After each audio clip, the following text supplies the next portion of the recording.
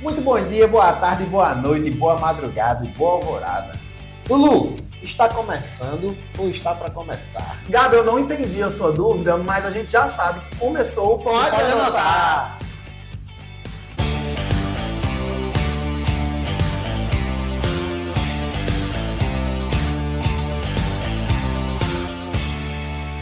Gabi, o nosso tema de hoje é sobre desigualdade social. É uma questão bem importante, né, no nosso país, porque a gente sabe que o nosso país ele sofre dessa desigualdade desde sempre. A gente sabe também das regiões mais afetadas, que é o Norte e o Nordeste. E aí a gente vai conversar um pouco sobre isso, a gente vai conversar sobre IDH, a gente vai conversar sobre algumas causas e consequências. E também, a partir disso, a gente vai trazer alguns repertórios importantes para contextualização aí dessa temática que é a desigualdade social. Eu não sei exatamente porque que a gente escolheu essa, mas assim, é bem abrangente, dá para falar bastante coisa sobre o assunto. E eu acho que vai ser legal na perspectiva de que vários repertórios e várias causas e consequências que a gente está trazendo vai servir para o nosso público, que é, né, vai fazer prova do Enem, vai fazer concurso, também poder abrir um pouco o horizonte sobre essa temática. Perfeito! A gente vai chegar aqui para estar contribuindo com o debate, para estar contribuindo com a conversa acerca do tema e a gente vai conseguir estar estabelecendo uma ponte. No final do dia, nosso objetivo aqui é da gente estar junto conversando sobre diversos temas que vão estar presentes em algum momento da vida do estudante e possivelmente aparecendo também como temas de redações ao longo do ano, ao longo da vida estudantil. A gente também não pode esquecer que os nossos alunos, nós como professores, os nossos alunos, eles vivem exatamente diante dessa desigualdade também. Então, a gente sabe, eu por exemplo, sou professor de escolas bem diferentes, e a gente sabe que essas condições, né, principalmente quando a gente fala de desigualdade, a gente está falando de condição econômica também, né, de acesso, inclusive, a gente sabe que a população que a gente está, né, que a gente contribui para jovens e tudo, a gente sabe que cada um tem a sua perspectiva, tanto de futuro e até mesmo na atualidade, que ainda depende dos pais e tudo. Então a gente sabe que cada família tem sua condição e é justamente isso que atrela a desigualdade social. A gente tem causas e consequências bem específicas disso, né? A gente está aqui com um cronogramazinho para também poder falar sobre isso. Perfeito. A ideia é justamente essa, seguir nessa perspectiva. Por quê? Quando a gente está falando sobre reflexo da desigualdade, por exemplo, não é apenas a perspectiva econômica, mas é também a perspectiva econômica. Ou seja, é uma característica que abrange muitos outros aspectos que a gente vai estar abordando na nossa conversa de hoje. Aí me diz uma coisa, historicamente falando, tem algum momento assim, como você é professor de história, então eu acho que você vai saber me localizar melhor. Tem algum momento assim que se percebeu essa desigualdade? Tem algum momento da história que é um marco, alguma coisa do tipo? Ou não sei? Tô só jogando ideia para gente poder papear, porque primeiro eu gosto bastante de história, mas eu gostaria de conhecer mais de Show de história. bola. E eu acho que nesse aspecto você pode me ajudar bastante. Então vamos lá. Quando a gente está fazendo esse recorte sobre reflexos da desigualdade no Brasil, a gente pode voltar lá para o iniciozinho daquilo que a gente entende como concepção desse território que a gente tem hoje do Brasil. Lá no período da colonização, quando a gente tem a ideia quando a gente tem a ideia da concepção de ocupar o território que hoje a gente chama de Brasil pelos portugueses, foi dividido o nosso território em 15 lotes de terra. 15 lotes de terra, quando a gente está pegando a faixa do litoral brasileiro, é muita terra para pouca gente. Se a gente for começar a falar sobre uma perspectiva de desigualdade, a gente pode estar jogando com isso aqui.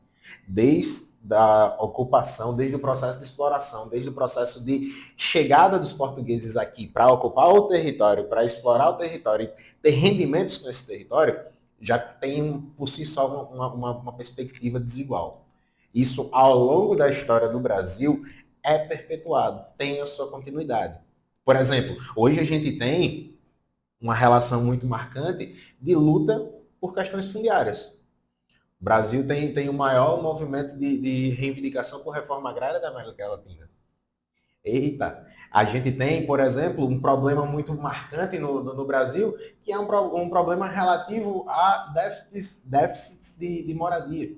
Ou seja, muitas pessoas na condição de rua. Eita, não quer dizer que não exista território para todo mundo. Na Não, verdade, eu acho que o fato de. Eu peguei a ideia, eu estou aqui martelando a ideia da questão de quando você falou que foi dividido. Eu acho que o fato de acontecer a divisão e não. Enfim, a divisão provavelmente não foi igual, e se foi igual, depois em algum momento. É porque quando eu falo em dividir, né, quando qualquer pessoa fala em dividir, não é uma divisão de 50 a 50, né? As pessoas sempre ficam. A pessoa que. É igual quando você está fazendo algum tipo de trabalho que você precisa ficar com uma parcela maior, talvez, e a outra pessoa, né, vai ficar com uma parcela menor. Então a gente não está falando de divisões iguais. Eu acredito que no Brasil sempre foi assim. Essas divisões nunca foram divisões iguais, equivalentes, para todo mundo do mesmo jeito. Perfeito. E isso vem também. Aí a gente também tem reflexo de outras coisas. Como você citou, né, começou pela divisão de terras, mas a gente tem a questão da desigualdade social no acesso à saúde, no acesso à educação, a questão injusta de salário, né, salarial. Né? Então a gente tem desigualdade da questão de homem e mulher dentro do mercado de trabalho. A gente tem várias outras divisões, né, que acontecem e acontecem de maneira desigual. Completamente desigual. E são séries de problemas que tem um passado muito marcante.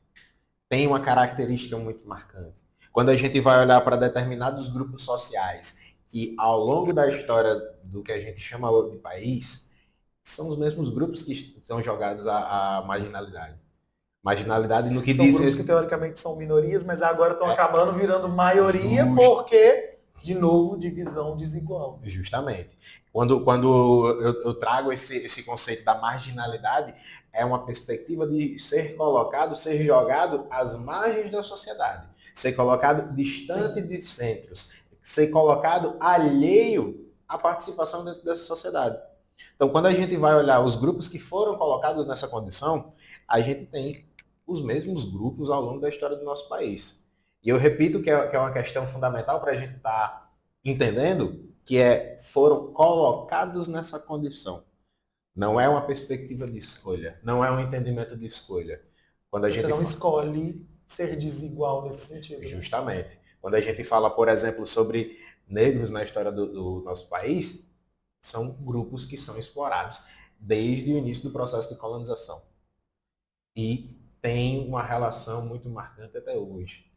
Por exemplo, eu faço a provocação para a nossa audiência estar fazendo uma pesquisa. Pesquisa a quantidade de deputados e senadores negros dentro do Congresso Nacional.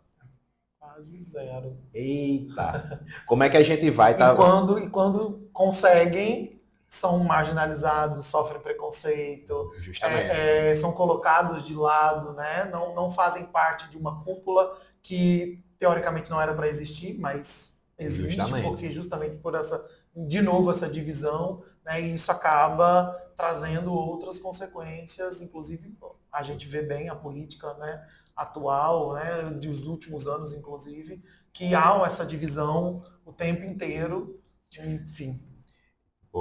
É algo marcante porque, por exemplo, como é que a gente, enquanto sociedade, vai estar discutindo racismo se a gente não está com os representantes dentro do Congresso discutindo sobre essas relações? Como é que alguém que nunca passou ou passará por de fato sofrer o racismo na pele vai estar conversando sobre? Então é um tipo de problemática que a gente precisa estar colocando holofote nisso para estar chamando a atenção para o nosso desenvolvimento enquanto sociedade, das nossas perspectivas sociais. Porque não é porque o problema existe que ele não pode ser mudado, que ele não pode ser resolvido, que ele não pode ser enfrentado, que ele não pode ser visibilizado no sentido de chegar e ter um processo de mudança nisso. Mas aí também a gente até anotou aqui, né, como repertório, o que algumas pessoas chamam de cidadania operária. Né? Claro que a gente está falando de muito além da questão dessa visibilidade e tudo. Mas a gente também fala da questão de que essa cidadania operária, ela impossibilita, é uma construção para impossibilitar que as pessoas pensem mais criticamente. Ou seja, eu tiro uma educação de qualidade, eu tiro o acesso à informação, um acesso de informação de qualidade para que essas pessoas elas sejam exploradas o tempo todo. Você sabe muito bem disso, que a cidadania operária é de um, se não me engano, é de um historiador. Isso. E é justamente isso, é para que as pessoas elas não tenham a oportunidade de chegar lá, não chegar no topo. Mais uma vez, a gente está falando de uma divisão em que um pouco, né, dessa porcentagem dessas pessoas, dessa população, conseguem chegar no topo do que, teoricamente, fazendo uma analogia, a gente estaria chamando de cadeia alimentar. E quem fica por baixo é explorado, tem mão de obra barata, e aí vem outras consequências, como baixo salário, né? Que pode ser uma causa e também pode ser uma consequência dessa desigualdade. Sim. Então, e a gente tem aí a questão da diferença, da marginalização, para quem mora no centro, inclusive no centro cultural de um país, por exemplo, a gente está falando agora também do Sudeste, São Paulo, Minas Gerais, Rio de Janeiro, e normalmente há exclusão. Né? Então, por exemplo, já foi tema de Enem, já que a gente está falando de desigualdade, já foi tema de Enem a questão do acesso ao cinema.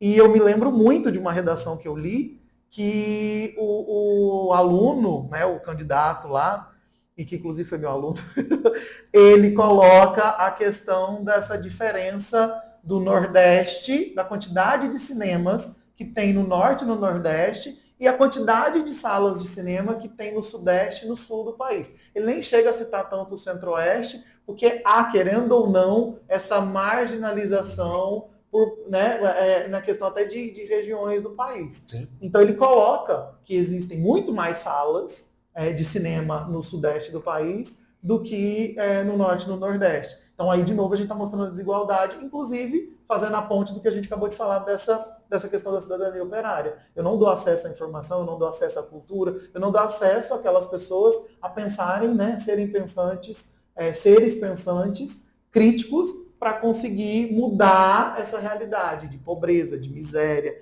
de desigualdade, de política, que a gente tem muito aquele negócio de não entender, né? Eu não entendo de política, eu não falo de política. Inclusive, até um ditado popular, a gente não fala de religião, futebol política e política. Exatamente. Então, assim, fica exatamente. A gente exclui, inclusive, com ditados populares, assim, para que as pessoas não cheguem ao topo dessa cadeia. E é uma perspectiva da gente levar em consideração que não é uma perspectiva do indivíduo, não é uma perspectiva individual. A sociedade martela isso diariamente. Por exemplo, tem o maior shopping da nossa cidade, aqui de Natal, tem 3 andares. Sim. A própria disposição do que é cultura e dos acessos de cultura são totalmente diferentes. Por exemplo, onde é que estava localizada a livraria? Onde é que está localizado o cinema? No 3º piso. Que é o piso considerado de acesso a quem tem uma renda mais abastada. Então, é também uma relação de, por exemplo, das disposições das lojas no 3º piso desse shopping. As lojas são muito mais espaçadas. A segregação acontece, inclusive, no local. E justamente, existe toda uma ambientação e disposição diferente. Em contrapartida, quando a gente observa o 1º piso, que seria o térreo, as lojas são menores, tem uma perspectiva diferente, uma construção diferente. Então, é parte também do próprio ambiente de segregação, própria perspectiva de desigualdade. É o acesso. A cultura não é entendida para todo mundo. O acesso à cultura não é entendido para todo mundo. Então, é uma relação também que, por si só, vai criando divisões dentro da sociedade. Claro, claro. Mas também é para o benefício, né, de uma parte, né, da população. Pronto, a gente tem alguns dados aqui que eu acho que vale a pena a gente dizer. Obviamente a gente escreveu, tá, gente? Os 10% mais ricos do Brasil ganham quase 59% da renda nacional total. A gente já percebe a diferença do número aí. Se a gente for, obviamente que talvez fique até mais estarrecedor se a gente coloca em números de pessoas até, né? Numa quantidade diferente de porcentagem. Pois é. E a gente tem mais, os 50% mais pobres ganham 29 vezes menos do que os 10% mais ricos. Então a gente percebe, na questão da porcentagem, a quantidade de desigualdade que existe. E isso chega a ser uma violência com um país que todo mundo diz ser um país super rico, né? Que teria a possibilidade a gente entra até na categorização de ser, nem se eu estou falando besteira, mas enfim, da questão do país desenvolvido, subdesenvolvido, você nem se usa mais esse tipo de de categorização e que o Brasil poderia estar ali no topo também e não está porque a gente tem essas falhas, inclusive políticas, tão econômicas também e tudo. Então a gente vê que há uma diferença enorme entre uma pessoa que é considerada rica e uma pessoa que é considerada pobre. Perfeito. E existem até próprias distorções dentro do entendimento disso.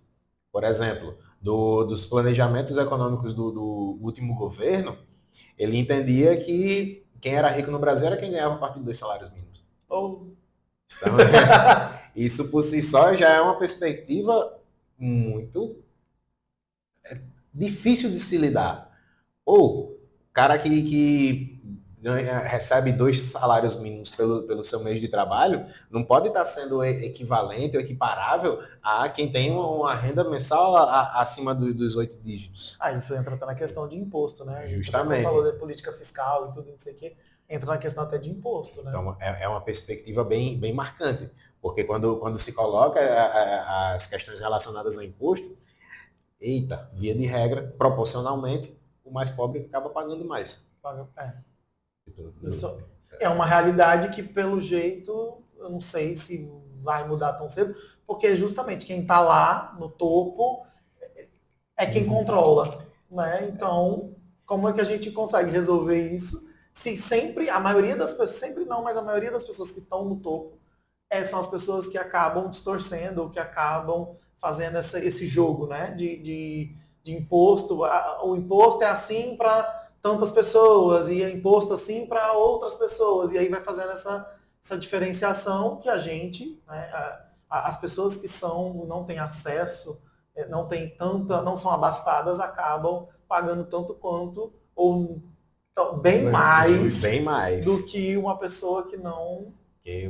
A gente levar em consideração que um botijão de gás a R$100 faz uma diferença muito maior na vida de uma família que depende de um salário mínimo. E normalmente essas famílias às vezes gastam 1 ou 2 por mês. Então aí você está tirando. É só para que vocês entendam. A gente está falando isso, a gente está dando esses exemplos mais mínimos mesmo, porque para vocês entenderem como é diferente.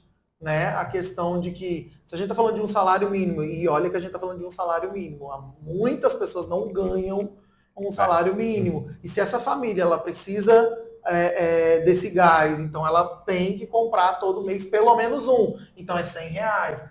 Mas tem uma ajuda de não sei. Beleza, mas do mesmo jeito, essa família ela precisa gastar com aquilo ali em algum momento, porque essas pessoas têm a comunidade familiar dentro da casa maior e é visível, né? Pessoas mais abastadas têm menos filhos do que pessoas que vivem, e aí falando bem escrachado mesmo, pessoas que têm esse poder aquisitivo menor. Então, a tendência é que seja muito desigual quando a gente vai colocar na ponta do lápis e todo mundo acha que é a mesma coisa. E nós, né, somos privilegiados de alguma maneira. Então, a gente está falando de uma coisa, a gente está falando também de uma visão de que a gente já passou por, eu, por exemplo, já passei por várias etapas na minha vida econômica, né? Então eu estou vendo por algumas perspectivas, obviamente que não tenho lugar de fala para falar de uma pessoa que ganha apenas meio salário mínimo, um salário mínimo, mas a gente convive com pessoas que a gente, como eu falei, nós somos professores, então nós sabemos de pessoas que passam por isso. Então a gente não tem o lugar de fala exato, mas a gente percebe, a gente vê, a gente tem essa sensibilidade. Justo. E a gente sabe o quanto é desigual ao ponto de ser uma violência. Justamente. Ao ponto de ser uma violência. Às vezes chega a ser até física, porque a gente está falando de fome, por exemplo. Né? E às vezes simbólica, porque a gente está falando de psicológico, a gente está falando de emocional. Né? Um aluno, por exemplo, que não come direito, não tem acesso a alimentação de qualidade, a uma nutrição de qualidade, ele vai para a escola com fome e ele vai estudar como? Justamente. Como ele consegue ficar 4 horas dentro de uma sala, prestando atenção em um monte de professor que entra e sai o tempo todo, e com a barriga roncando, por exemplo. Justamente. Tem uma história que eu conto, que é uma história pessoal mesmo, que eu vivi essa realidade durante o tempo, do meu período de estágio. Quando eu estava lá na UFRN fazendo o meu terceiro estágio, eu assumi uma turma de sexto ano D. Na época eu tinha 17 anos. 17 não, 18 anos. A turma matriculada tinha... Faz um tempo, né? Faz um tempinho. 10 anos aí, 10 anos aí, 10 anos aí. Vixe, Maria. Ave Maria mesmo. Meu Deus, você tá falando, faz 10 anos. Deixa pra lá, eu tô pensando na minha idade já. Inclusive, feliz aniversário. Já fica registrado aqui no ar. Faltou ovada. Não, tá bom, deixa pra lá. Não venha com essa não. Tentaram, mas não conseguiram. Por sorte. Enfim, voltando para essa história, eu tinha 18 anos quando eu assumi essa turma de sexto ano D. Foi algo que marcou um bocado, porque tinham 9 matriculados na turma. E o sistema colocava as últimas turmas como sendo as turmas de repetentes. Então, a média de idade daquela turma de sexto ano D era maior do que a minha. Não era que é a mesma que a minha, era maior do que a minha. E eu tinha 2 horários no mesmo dia. Um horário antes do intervalo e um horário depois do intervalo, ou seja, era quebrado com intervalo no meio. Normalmente, só iam 4 alunos. O dia que mais foi alunos... Quantos alunos deveriam ter dentro da 9. Só iam 4 alunos. O dia que mais foi alunos foi 5 alunos. Normalmente, depois do intervalo, eu tinha uma aula particular, que é só um. Todos os alunos merendavam e iam embora trabalhar, porque eles eram dependentes do trabalho do turismo na praia. Era uma escola estadual. Pra pelo menos tentar se manter. Justamente. Era uma escola estadual que ela ficava locada, que ela fica locada próximo da praia, onde o pessoal depende de prestação de serviço para ter rendimento. Então, os estudantes iam para a escola, eles merendavam ali no intervalo e fugiam da escola. Todo mundo sabia que isso acontecia. Não tem como você proibir, não tem como você proibir isso acontecer, né? Porque é basicamente ali uma perspectiva onde não é a renda de um indivíduo, é a renda da família. Ele tinha que abdicar do tempo dele dentro de escola, onde ele vai estar ali já numa vida escolar bem defasada por conta de reprovações. E vai acontecer de novo, de novo. O próprio sistema da escola ele faz essa segregação, essa divisão de novo, justamente. Que se acaba tornando as coisas mais desiguais. Sexto A, são os alunos que deveriam estar na idade, que estão mesmo, estão no sexto. Sexto B já começa a dar uma mesclada. Isso. Sexto C, D, tem escolas que tem D, E, F, G. Pois é. Entendeu? Eu fico imaginando como é heterogêneo uma turma H, por exemplo. Justamente. Entendeu? Então, é uma relação que é bem troncha, para ser sincero. Como já diz na música, para ficar de repertório, é que de cima sobe e de baixo desce. As meninas, Jesus sabe que ano era isso, mas a gente lembra. Eu estudei, eu não sou, a gente tá falando de Natal, e eu não sou de Natal. E sou de Minas Gerais, mas meu pai trabalhava viajando em para outros estados e outras cidades, e você contou uma história, eu vou contar uma também.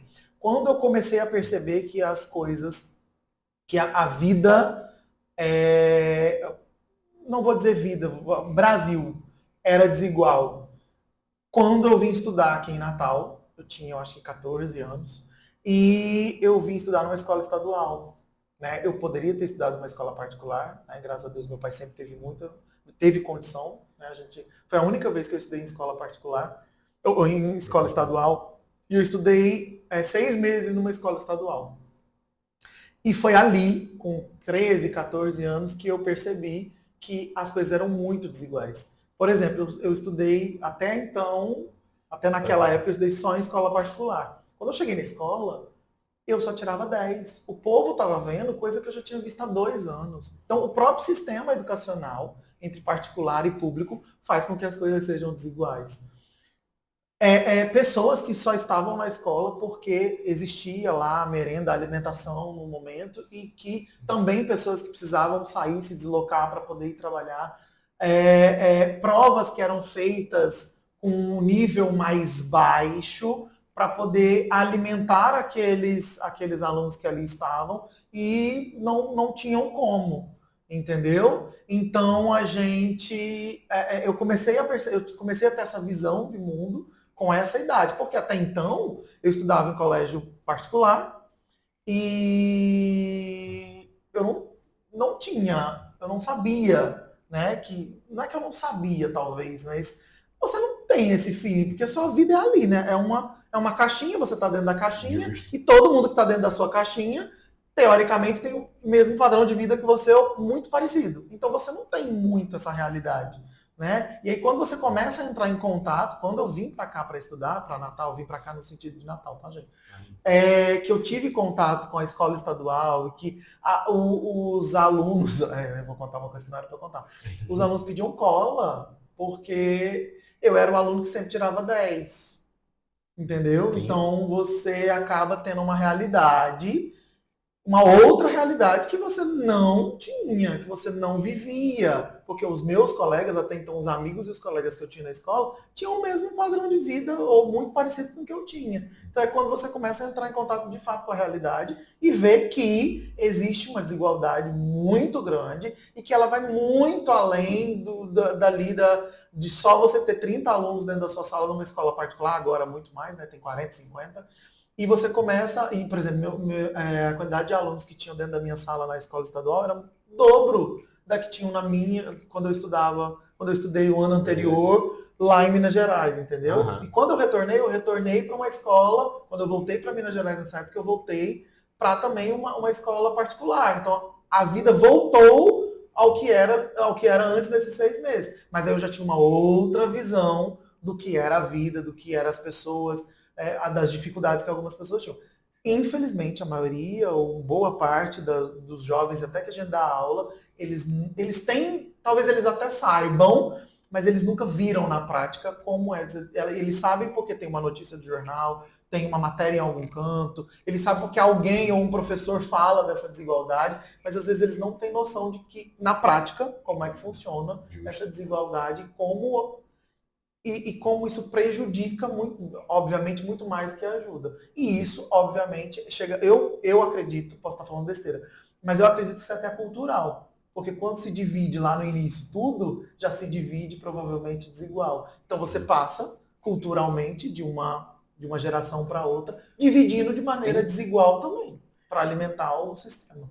Quando a gente vai observar, por exemplo, as perspectivas relacionadas à concentração de terra no Brasil, a gente está voltando lá nas capitanias hereditárias. Até hoje a gente, enquanto sociedade brasileira, a gente nunca fez um processo de reforma agrária. Isso reflete muito sobre a perspectiva de posse. De quem tem terra. Todo mundo teria direito à terra? Todo mundo tem direito à moradia? A Constituição diz que é bonitinho que tem. A aplicabilidade prática acontece? Então, é uma relação que não é tão presente, não é tão marcante, não é tão visível. Apesar de ter prerrogativa jurídica para acontecer, não se faz. Pode ser que a gente seja igual perante a lei. Pode ser. É só. Gente, eu dou o benefício da dúvida. Não necessariamente se faz na realidade. Ai, não vamos nem entrar nas leis, né? Olha, o papo tá muito bom. Eu acho que devia ter uma parte 2 sobre isso, Justamente. porque desigualdade É, não tem muita coisa para se falar. E é bom a gente já ir encerrando, pedindo justamente. pra galera já comentar, já compartilhar, já curtir o vídeo. A gente sabe, a gente vai continuar fazendo, né, os vídeos. Vai sair toda semana, é semanal, pelo menos um. A gente não pode prometer mais. Vai sair um. Por A gente enquanto, vai, pelo menos um, porque se sair mais de um, a gente não mentiu. já tá no bônus, A já gente tá no lucro. só não pode sair nenhum. Nenhum não Justamente. pode. E segue a gente, nosso editor maravilhoso vai colocar, inclusive tá de trás aqui, ó, tá pra trás aqui do negócio, tá da puxando a orelha câmera. da gente. Ele vai deixar todas as redes sociais e tudo. E, por favor, pode anotar cast, é a vida de vocês agora. E a gente vai discutir mais coisas, toda semana tem um tema diferente, tá? Coloca aqui embaixo outros temas que vocês queiram falar sobre, que a gente fale sobre. Justamente. Vai interagindo com a gente. Quando esse vídeo for lá pro YouTube, a gente já vai, aqui pro YouTube, né? A gente já vai colocar também no Instagram uma tagzinha para vocês já irem opinando, dando a opinião de vocês, pra gente interagir mais também, tá bom? E partindo daquele tipo de tema que ele já nasce inacabado. que é muita coisa, muita possibilidade que a gente tem ainda mais de aprofundar esse tema, então só depende da nossa audiência, só depende do querer de vocês. Então, parte 2, só comentar aqui que a gente vem aqui gravar. E terminar esse episódio fazendo uma provocação. Uma provocação para nossa audiência. Desafio a galera a encontrar um índice, um número, onde a população de negros tenha uma equidade em relação à população de branco. Eita! A gente abriu falando mais ou menos disso, né? Quando a gente observa, tipo, não vale índice relacionado ao sistema carcerário, que aí é sacanagem, se eu for falar aqui já começa a chorar, que é um negócio desesperador. Mas só para a gente começar a desenhar e ter um pouquinho mais de noção em relação a essas perspectivas de desigualdade. Então, acredito muito que você que passou esse tempo com a gente, agora tá finalizando esse episódio com um pouquinho mais de conhecimento a respeito desse tema. Então, toda quarta-feira tem episódio novo, tá? Então a gente espera vocês sempre. Tchau! Tchau!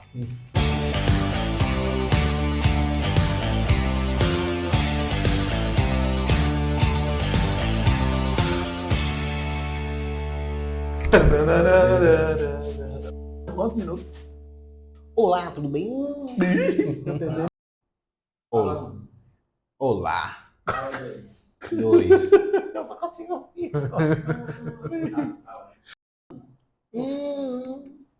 É pra falar, não é pra gemer não. Ele tá olhando com a cara. Ele tá... Pode melhorar, não é? Pode melhorar. Tá ferrando a vida da gente. Eu espero que não vá.